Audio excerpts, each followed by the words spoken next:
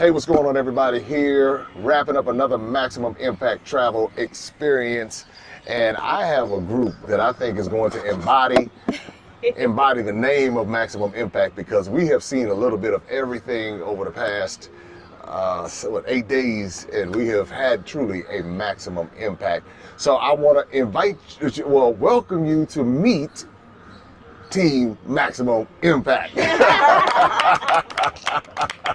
And we'll tell you exactly what we mean when we talk about this.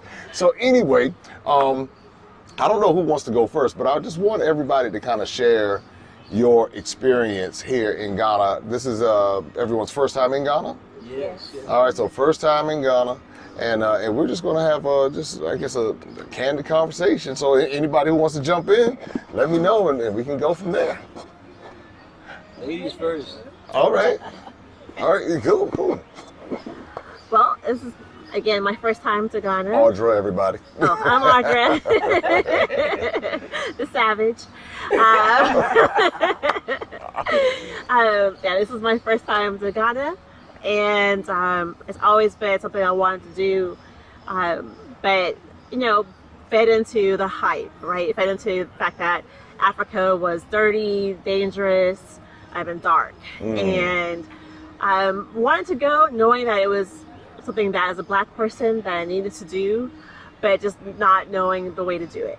And I said, I'm going. February this year, I said, I just want to go. It's time to go, be with my people, see my people. And I said, where's the tour group that's for us, by us? And I found this group. So Maximum Impact, and it's been tremendous.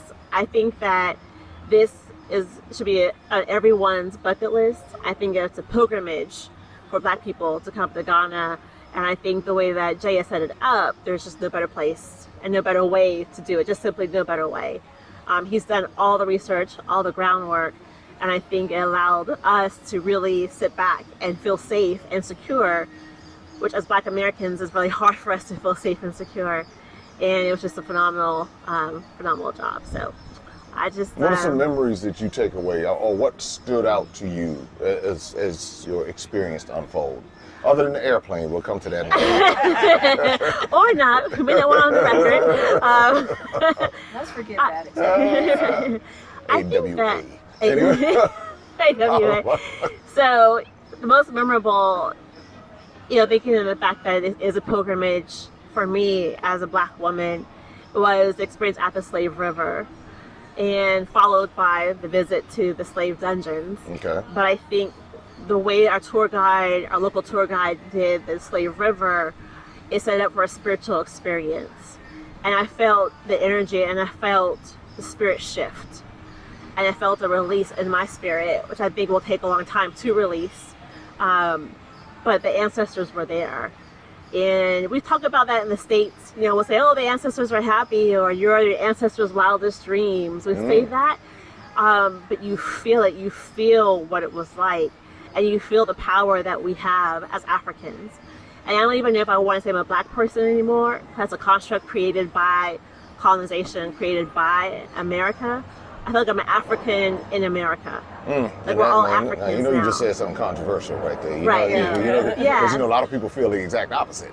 Yeah. That we're not Africans. They were not African, and they were Black, but they omit that part, that the Black is the part that is the European construct to identify people who came from Africa and were taken to America. But I'm just saying, no, hold on to that. I'm just saying that, but just knowing that for you to conclude that is powerful, because you connected with something here that a lot of people miss out on. They miss out on this experience and only know that experience in America and identify it and really think that it's separate. But there's so many connections, and that's what I'm hearing from what you're saying. Absolutely. Like, I used to say that I live in a hyphen. I was going to call, I was thinking of books I'd always write in my mind, call it the hyphen. Hyphen between African and American, because we are uniquely different in America. It is a very particular story, a peculiar institution, one historian called it, of slavery in America. And so I took pride in that, because it means we came from people who survived that. But I think my takeaway, which I think the Slave River was a culmination of that, was this sense of Pan-Africanism. I think that started with our visit to the W.B. Du Bois Center. I didn't even know the history. I didn't know he died over here. I didn't know that he was a communist. I didn't know that he came, I didn't know he was basically exiled here. But the idea that we are, when we were at the slave river and he said our ancestors were taken to the river, it was like, right, his ancestors are our ancestors. We think of it different. Like as Black Americans, we're something special. We have a special history. It's a unique history. But we share the same ancestors as people who are walking around here in Ghana. So for me, that's why I say I am African too. I am African who my location is America in that history, but I'm African too. And I think that's something that's powerful. And I was joking with Mary earlier. I said, I'm going back to teach. They ain't ready for, well, who's about to show up? They'd be like, who? We didn't get the appointment to this person, right? And I think it's that sense of, I think the slave river really just captured everything. That's right. And to kind of summarize that, how many, you have like 3 doctorate degrees? How many? No, 3? I only have 1 doctorate. Okay. I have 3 law degrees. 3 law degrees. So in other words, you're well versed and very knowledgeable, especially when it comes to the topic of law. Right. And my dissertation was on arguing that racism in America is actually our national religion. And so tracing it back through from the continent and the way the religion was done, and then tracing it to America and saying that the number 1 religion of America is racism. Wow. Now that's how, can people buy that anywhere? Because I know a lot of people turn them into books. Didn't we just take a turn in the conversation? It will be. But I did publish a law review article. Okay. And Utah Law Review last fall. Okay. That was the core, the meat of my dissertation in 50 pages. All right, Dr. Audra Savage. Yes. See? You can look it up online at Utah Law Review. It's I am Dr. Savage. Okay. I was Savage before Savage was Savage. But I feel like all that I'd done before was just, I don't know, I won't say meaningless, but now I have this context. I'm like, I feel arrogant in a way to have even written about racism and written about our history without having been here first. You know what I mean? You're dropping some heavy stuff here that is profound. I mean, because a lot of people don't think that this piece of the puzzle is important. Wow. And they say, well, they're going to give you the whole context from that part of the world without even considering it and saying that's the absolute, that's the story. But so many people come here and come to that conclusion that there's a vital piece of the puzzle that's missing until you come here and experience much of what you've articulated. Oh, it's hubris. It's absolute arrogance to think that we know what slavery was and not have been here to see it and to experience it and to see the dungeons.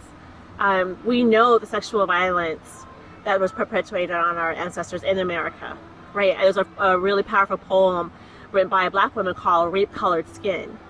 It's right, my skin represents the fact that my ancestors were raped by plantation owners.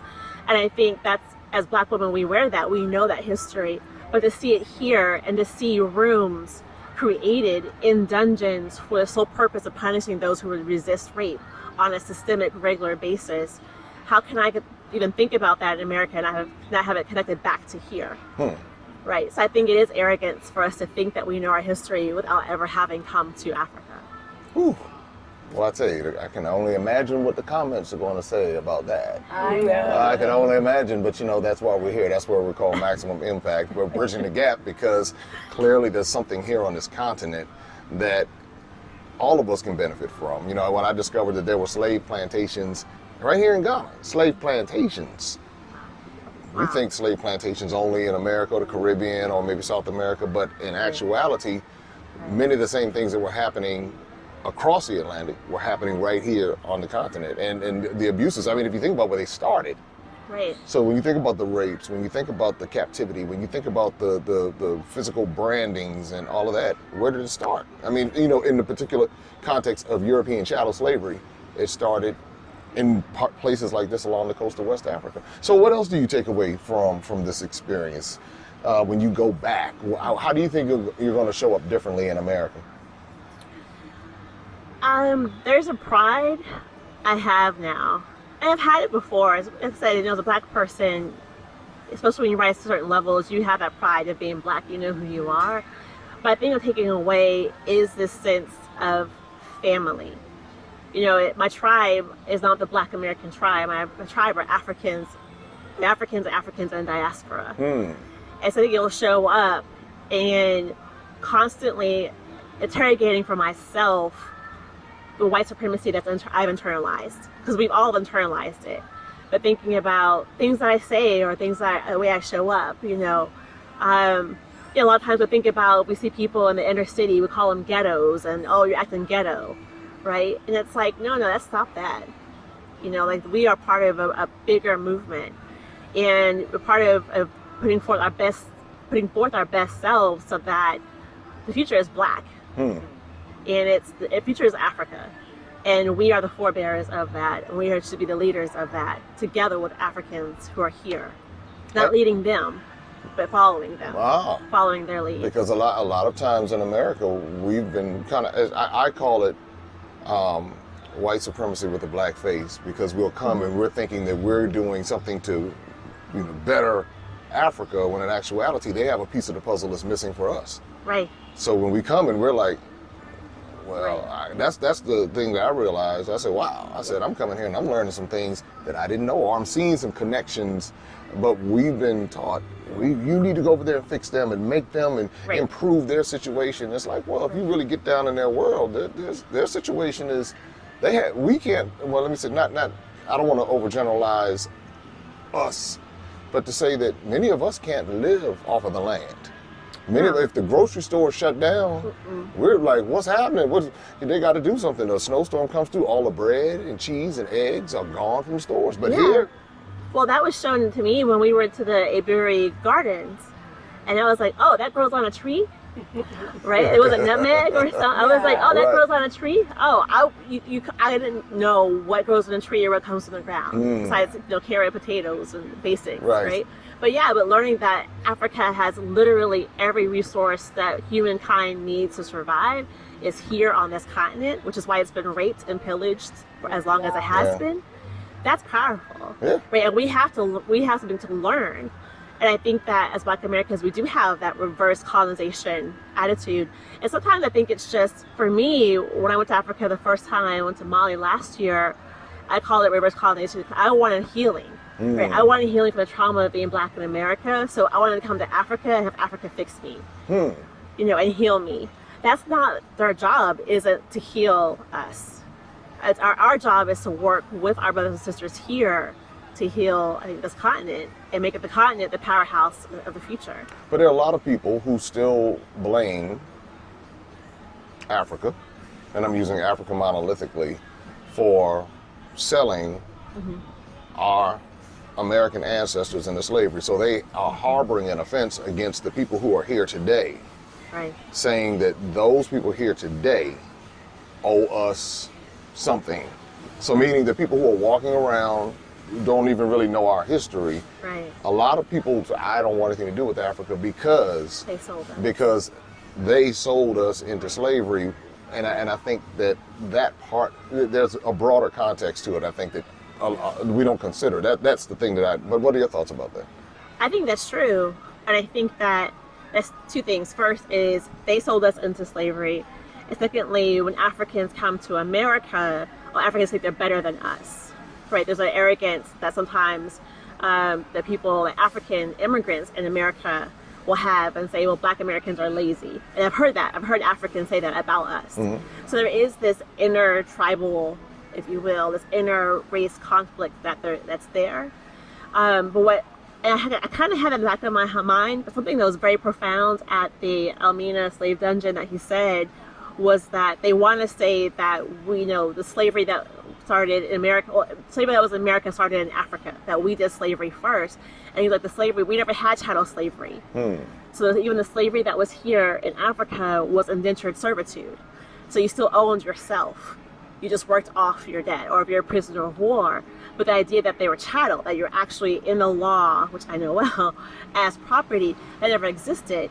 So for me, I want to question that a little bit further and say, even though our brothers and sisters in Africa sold us into slavery, did they really understand what was happening in terms of chattel slavery? right? And did they know that it was chattel slavery, not indentured servitude, right? And so I think even if there is a sense that, Africans sold us and we don't want anything to do with them, I think that's wrong-headed. Because it has been 400, 500 years. And so we need to bridge that gap. All right. Well, I'll tell you, it gets deep out here. Yeah, but that's what we need. These are the types of conversations that we need to have so that we can think this stuff through. Because once we understand, and this is one of the things I realized, once we understand how our minds have been conditioned in America to, one, see ourselves, but then to see others who are similar to us. And then when you get to come here and understand the hand of imperialism and the hand of colonization and the British and the French and the Dutch and the Spanish and the Portuguese and the Belgians and the Germans, and you start putting all of this together, it begins to illuminate a story that is really hidden in plain sight. But if there's no interest in wanting to learn it, then sometimes we could end up fighting a battle that we'll never win because we're fighting the wrong battle.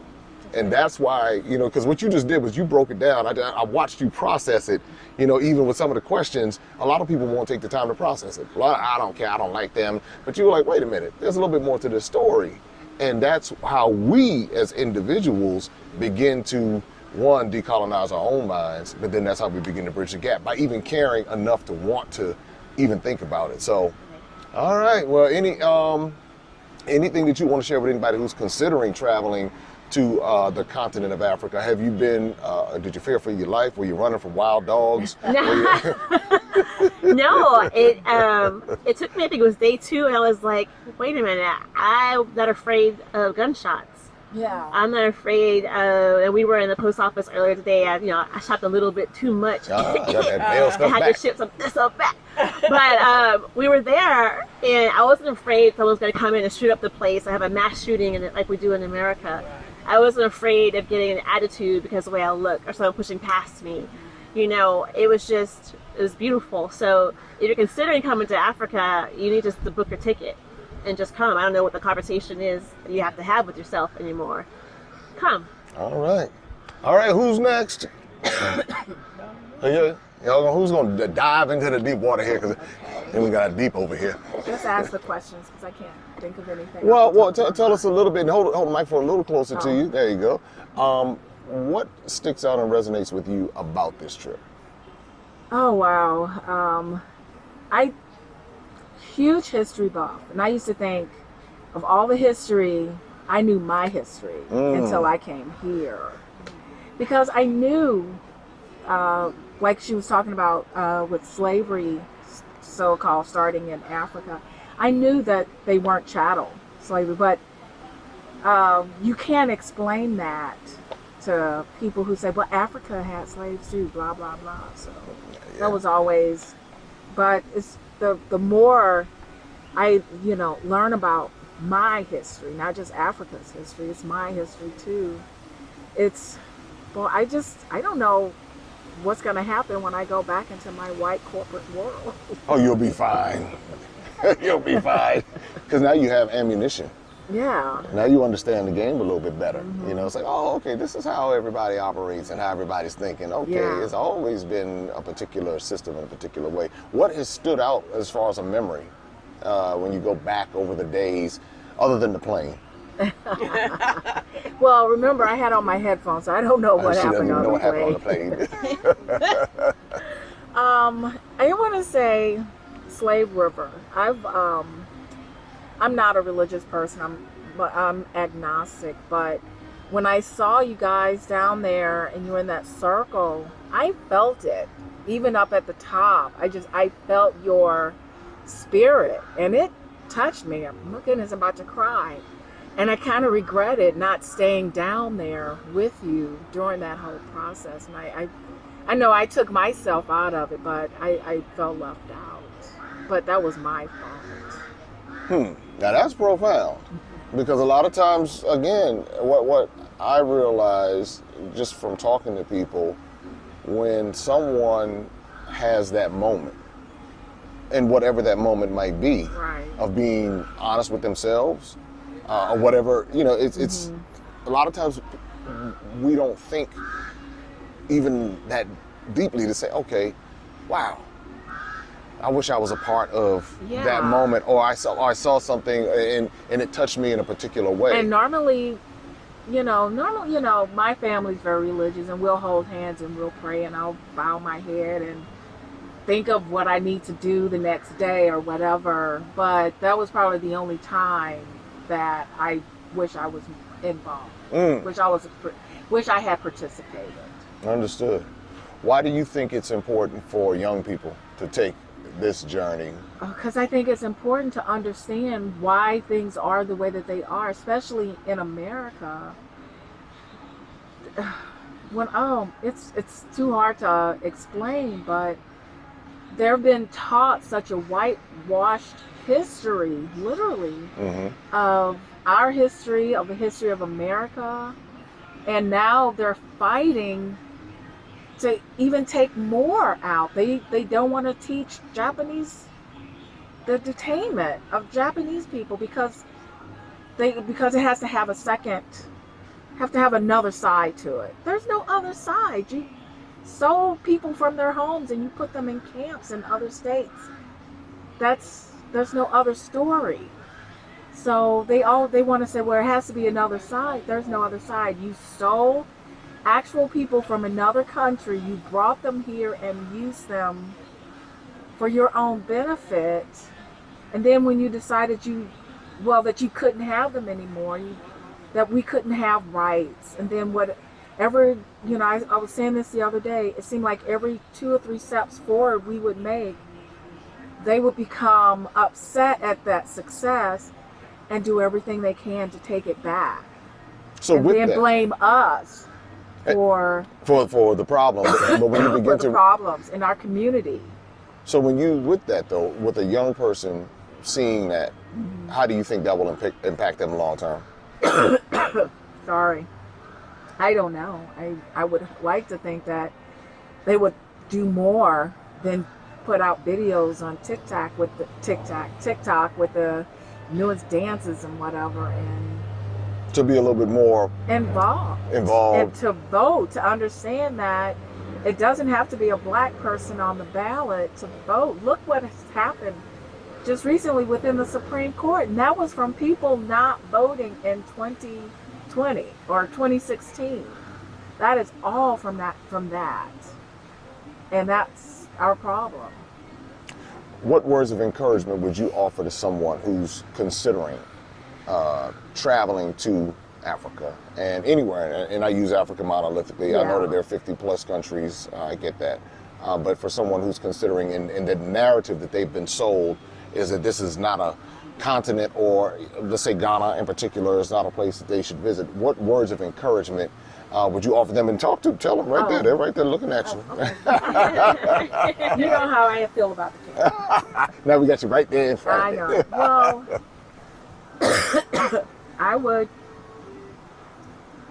I would definitely, if you do want to come, which I do encourage, black owned.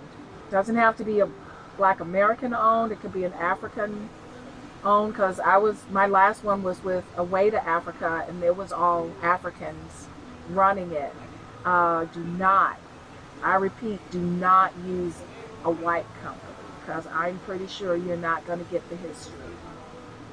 Oh no, yeah, you probably won't. I can, yeah. Because even many of the tour guides tell me how they change their narrative when they have European or Asian guests come through some of the different tour sites, because they don't want them to feel bad. And oftentimes what happens is because there's so many of them that come, and so few of us that come in comparison, especially like in Egypt and places like that, you will get a whitewashed situation. And so that's why, another reason why we need to show up and start telling our stories, so that, especially as we learn the stories, so that other people don't control these narratives and have us whitewashed in our brain. We walking around believing half of the stuff without even knowing. So, all right, well, thank you so much. I mean, I appreciate you sharing, because and I know you're not a big fan of the camera, so this is a big step. There's a big step here, so I thank you for that. All right, so we're about to jump over here to the dynamic duo.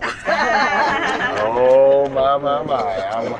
All right, so walk it down for me, because there's so much here. Me to walk it? Just because I can walk it down. Just walk it on down. Do we scoot up a little bit for me? Just a little. Yeah, there we go. So make sure we got you in here. All right. And then Mary, let me see. There we go. You come on over here. Y'all see we've adjusted. I don't know where we're about to go right now, but I'm here to go with wherever we go. All right. So walk it down. Okay.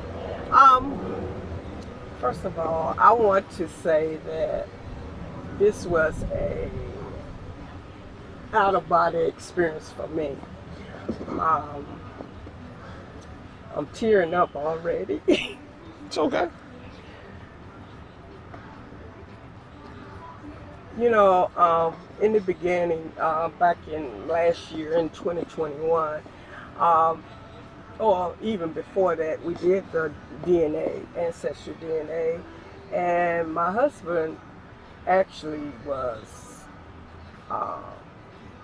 mostly Guyanese. And so we talked about it off and on. So he kept talking about it, and so then finally he just kept saying, I want to go. So we really need to go to Africa. So he said, especially Ghana. So the thing was, I looked it up, looked into it, and to say in the release, once I capture maximum impact travel and looked at some of the past tours that Jay had done, I knew then that this was the right place, the right person to get in contact to make this tour, or I say my trip back home, as they say, welcome home, back to Ghana. And so once I got here, well, prior to that, when we got to the airport and was able to look at the flight information and to see Accra, it was like I said, out of body experience. I'm really going to Africa, you know. And so on the plane, everything went well. And so getting here and just stepping on the grounds, just stepping on the continent, period, it was a whole different feeling inside. And so the way things went, I would say my most impactful moment was at the Slave River. This, you know, just thinking about as we rolled around prior to going to Slave River, Jay took us out, we enjoyed Accra and, you know, had fun. But once we got to the Slave River, it really was an impactful experience for me, knowing that as we walked through that path towards the river, that my ancestors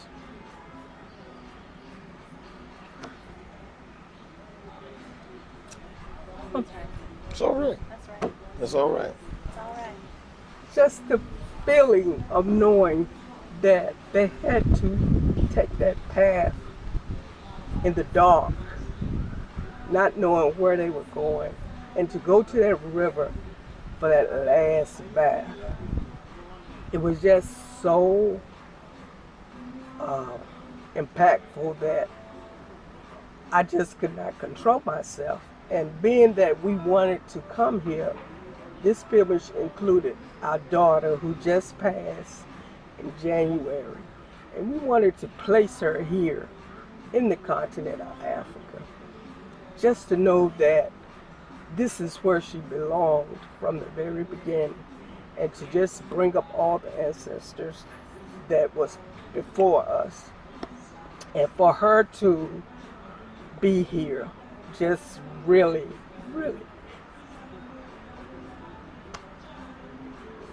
was a very impactful part of this whole coming over. And as Audra had mentioned earlier, that it's really like, you know, that you know, those, you know, that those before us and what they went through and how it really brought you to a sense of knowing who you were or who you are now as being African living in America. And it was just so impactful, and that was the beginning of me knowing exactly who I am and how I can take it back and tell my family, and especially my children and grandchildren, that this is who they are. It has been an experience, I can say, in the least. And going to the dungeons just brought it all together, and which made me know exactly who I am. And the reason why I keep saying exactly who I am, the naming ceremony really stuck out to me because once they gave me my name, which was Sabina Poma, the meaning pillar and bold. And once they gave me that name, That was it. that was it. You know, because being bold, and I'm looking at how, you know, going through the slave dungeons and thinking how I would have been if I was in that dungeon, with, you know, and even at the Slave River where before they went down, the guide had told us that the ground that we were standing on was people who refused to go. And in my mind, I feel that I would have been one of those. Refusing to go. We don't doubt this at all. In my mind, I just feel that I would have been one of those that refused to go. Especially after the airplane. You know, and so that was one of the highlights. Also, I mean, it's so many that I really can't pick one out particular, but except for the Slave River was the one that got me, I'll say, initiated into my African history. And so it has been an awesome experience, and I advise anyone out there to bring your family, bring yourself. And the thing about it is Maximum Impact, led by Jay Cameron. That's right. He has already been through it numerous times, and he knows exactly what you need to take back, because it is something that everyone will remember. And he said it in the beginning, but I can feel it now, that I know it would be something that I would take to my grave, really, you know, and trying to get my own to come back and get this same experience that I have experienced here at Maximum. Well, thank you. I thank you. And Mr. Dwayne, I know you're I'm going to try to be as fast as I can We're gonna see about that. to get so much in, because each day was an adventure. Every day there was something new. Now, there's a lot to say. Now, my wife surprised me on this trip because I kept nagging I don't want to go to Africa. One reason is because I have cancer, and you know, I'm not shy about it. I have pancreatic cancer, and I wanted to. You know, they always say get your affairs in order. Well, this is a part of getting my affairs in order. So coming here is tying the knot to a lot of things, because when our ancestors left, they tried to take everything from us, and now we got our name back. We are Faye.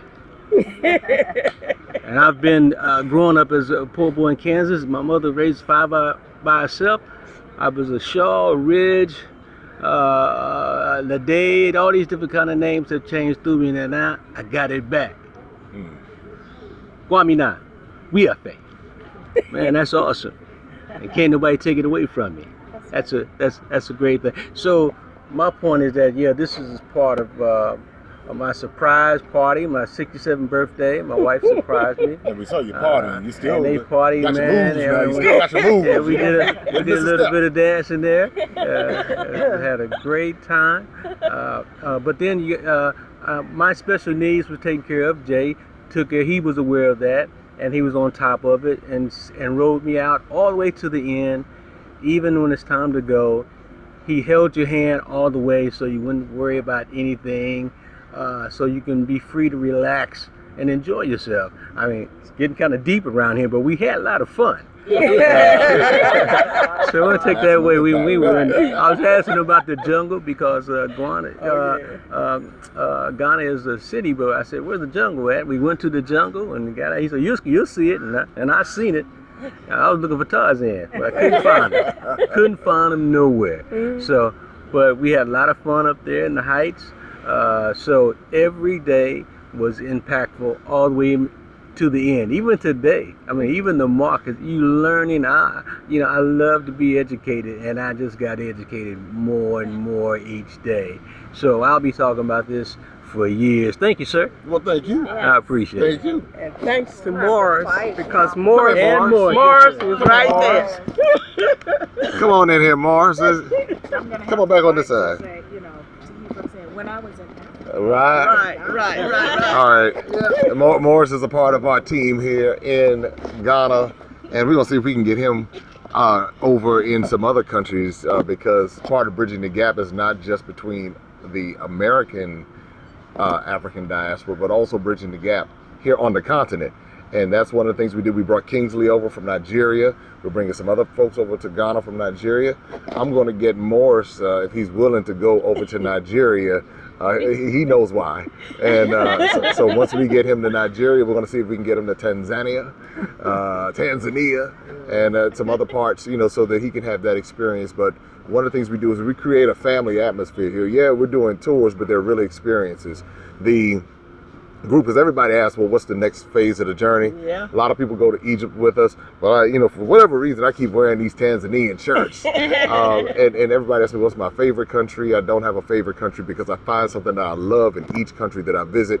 And I love taking people to these different cultures because it shows how diverse Africa is, and it's not a monolith.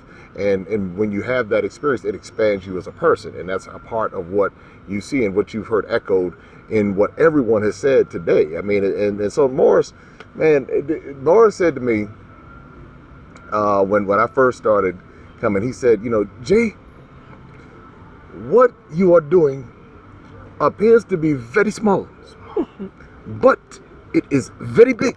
Very big. Yeah. What has this been like for you? You've met all of these O'Bronies that have been coming over here. What has it been like for you? Just meeting all, because when people come, I mean, and again, we have other people on the team. We have a group right now that's in town that's working with other parts of the team. But Morris, you've been good. It's been get around the mic. Yeah. It's been so joyful to see my brothers and sisters come from America to come and experience what has been taken out from them. And I'm so happy. As soon as I see them, I have goosebumps on me anytime I see them because I'm so happy.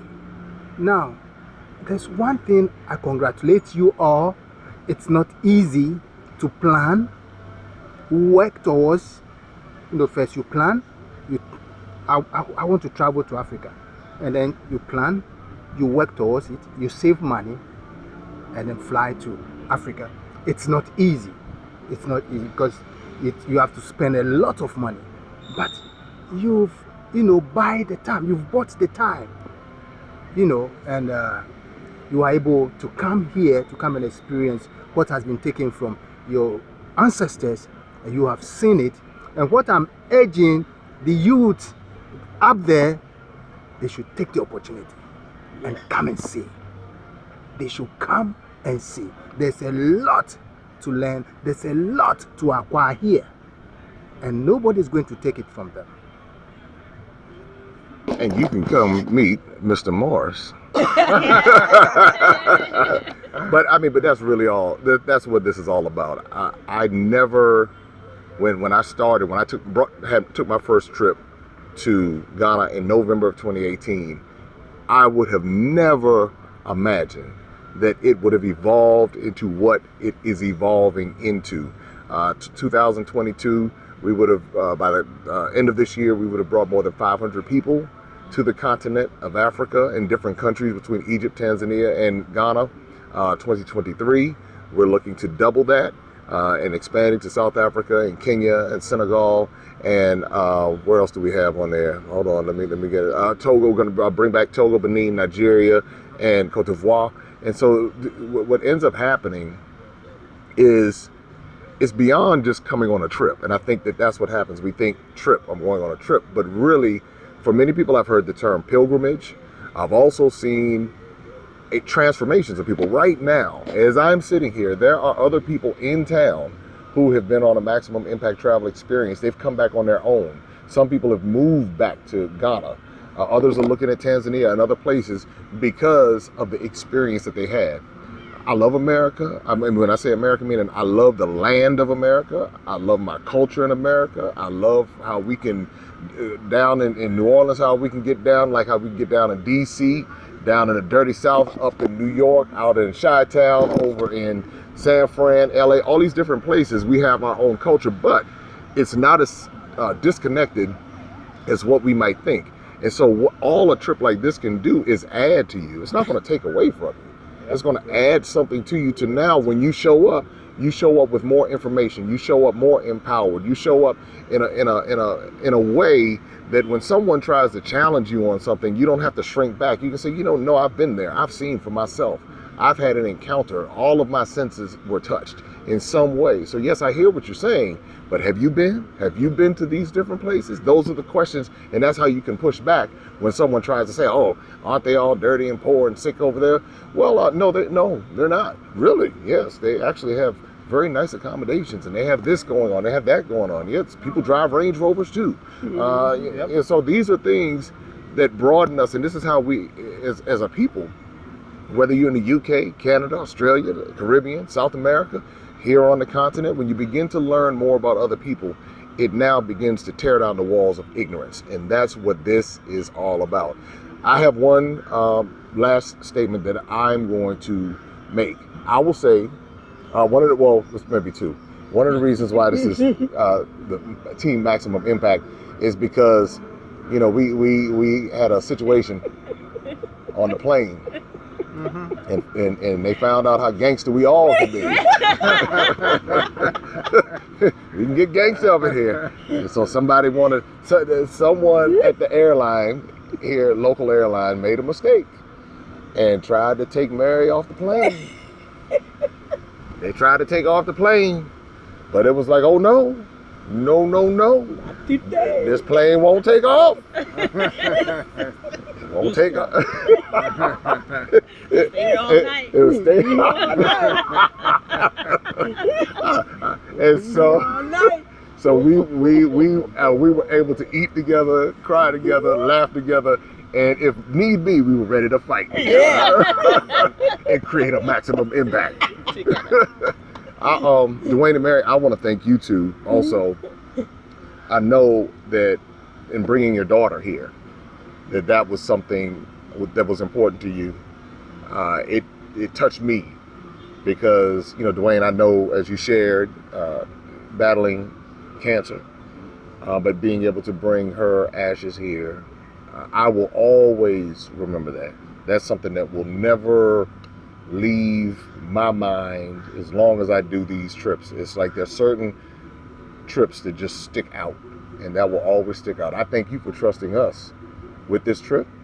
I thank you for taking the trip, and maybe some days I watched you push through too. I watched one day you were kind of feeling a little down, and then the next day I'm looking, I say, well, he just climbed the canopy walk. Let me find out. He's hiking out here. Let me find out Dwayne tapped into something. Right. Then the birthday party, you dancing. Yeah. I said, let me find out. That's all. Sorry we didn't have any Frankie Beverly for you. But So, and you all are from the DMV, and that's DC, Maryland, and Virginia, the Washington, DC metropolitan area. So I know I'm going to see you when I get back on that side. I would love to go out to dinner and just sit down and reflect even more. And that's some of the things that I do. If I'm in a particular city, that's what I'll do. If I see, hey, I'm here, and that's what we did with the couple who out in Vegas. We got bugs flying around now. We went out to Vegas and just hung out with them at 90 and 86 at that point, 90 and 86, age 90 and 86. So, but anyway, listen, everybody, what you see here is a movement. And you kept reminding me of that, Dwayne. You kept saying, you called it a ministry. And you said, this is what you have been chosen to do. And I'm beginning to realize that the more and more, you recognize a tree by the fruit that it bears. Yes. And that is what I'm able to recognize, because I see when people go back, just how you're always thinking about it. People send me messages. I got text messages today from people who, hey, I'm coming back and buying some land. What's happening? I'm doing this, I'm doing that. And that's the experience that I want for you to have. If we don't do it, who's going to do it? If we don't take charge and lead the way, tell the stories, push back against all the narratives that we've been indoctrinated with, that we've been miseducated with, if we don't push back against that, then all we're doing is passing that down to the next generation. And the next generation is going to believe it. And the further away we get away from the resistance, and when I say this, meaning the further we get away from people who are willing to stand up and not bow down and compromise and allow, just like what you were talking about, Donna, when it comes to removing history, as long as we stop and say, no, here's the history, then that's when, even when they try to take it out of the school system, somebody else is speaking up. I have a nice size European American audience, because some people, so I'm putting European American in there, audience that follows, and they're talking about how they're learning by way of these stories. And they're acknowledging, by way of the videos that we put out, they're acknowledging their own misinformation and miseducation. They're acknowledging that, and they're saying they have to do better, and they want to do better. And so because of that, by us being in this place and speaking up and standing up, it influences other people. And so I thank you all for coming on a trip. I know you got a plane to catch, so we're going to get her on her plane. They got some planes to catch. But guess what? You have a plane to catch. Yep. And that plane is to catch, whether join us in Ghana, Tanzania, Egypt, Nigeria, Senegal, you name it, Ethiopia, Kenya, Seychelles, one of these Maximum Impact, South Africa, one of these Maximum Impact travel experiences. You know where to go, MaximumImpactTravel.com. You can follow us on all social media platforms at J Cameron Official. And you know what to do right here is to subscribe, like, share, Maximum Impact with J Cameron right here. And guess what? Next time I see you, it'll be somewhere on the continent of Africa. All right, take care, be safe. Open up your eyes and see all the fun and mystery. Take an African adventure with Darren and Destiny. From the mountains to the shore, so many things to explore. Take an African adventure with Darren and Destiny. The Adventures of Darren and Destiny. And Darren and Destiny are twin brother and sister, and you go on their adventures throughout the African diaspora, meaning so African diaspora destinations, primarily focused in Africa, but we go to South America, we're going to go to the Caribbean. Their first book is going to take you to Ghana, and then we're going to go on a safari, and from there we're going to go to Ethiopia, and then we go to Salvador, Brazil.